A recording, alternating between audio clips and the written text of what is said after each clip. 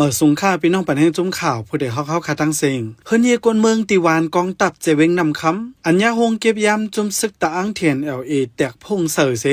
ลูกก้อยกานั่นภูมิปุนพรเขาลงปืนตีจอยแถมปันตั้งนำเสตาเจอไปไล่ฮับตั้งกำจอยตึกกึดแทงหลังเฮือน10 ปลายไหนค่ะเดี๋ยวมันไปปาจู่หมดเดี๋ยวเธอในจู่แบบอินเขียวฉันมีปักไป5 หลัง5 รอบปักไป5 หลังไอ้เขามาโยกฉัน10 ปลายยิงก็ต้องกระเดซาทั้ง10 ปลายเธอไล่ได้ตรงนี้หมายบางเบอร์ดีเห็นเผินมันตัวจะได้กินกำจอยก็เล่นดีไปเถอะเติมปลาไหลก็ทำท่าไว้นะมันเป็นใจค่ะจงป้องการฝ่ายจอยพวกปองขึ้นวันกองตับแน่แตกเอาตีห้องเก็บยามแตกนั่นเสนับสอนตั้งกวางจำไกเย้าตัดกำจอยกว่าเฮิรนเยอันลูกกวยนำเลยลูกกวยเจอนั่นและหับเงินกำจอย30 แสนถึง2 ปากแสนพอห่มตั้งหมดมี7 เหงแสนไปย้อนนั้นแลก้นวานเจิมและหับตั้งกำจอยกอตึกมุงมองไว้อยู่นะคะเดี๋ยวเขาเอาหลังไปยุ่มดีต่างว่าจะบางชิ้น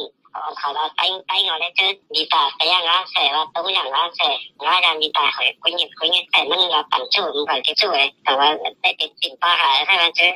เป็นเนื้อบ้านเนี่ยแต่ว่าเนื้อเขาสมบัติเนื้อไปกันนะแค่ตัวถึงย่างเขาตักเสียงมาต้องใช้ให้อีกเรื่องไงหลายอย่างก็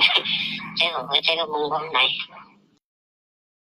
กับไก่เลยลองกำจอยตาพวกปองขึ้นวันกองตับเว้งนำคำแน่เมื่อวันที่7 เดือนตุลาคมปี2026นั่นจุ่มซึกตาเขาปืนเผาว่าไล่กำจอยพวกปองปันเป็นคักตอนลื่นสุดกว่าเย้าเหลือนั่นห้องเฮียนเลยวัดว่าผาสื่อเจ้าในก่อตีสืบพวกปองกว่าแทงก้วยการเนื้อคอปืนเผานั่นอำไลหันลองเตะกำจอยป้าเฮินเยกวนเมืองอันตึกกึดไว้เจ้านั่นแหละกวนเมืองเขาเตะอ่อนมุงมองเฮอด้วยถึงจอยแถมปันแทงอยู่ในคาอ้อปันแห่งจุ่มข่าวผู้ใดฮอกและยินจมขอบใจอย่านำค่ายันโซเฮอพี่น้องเฮาอยู่ลิกัดเย็นหลอดเพเขียนกุลองสีกัมข้าเป็นคอนเจงอ้อมาสุงค่า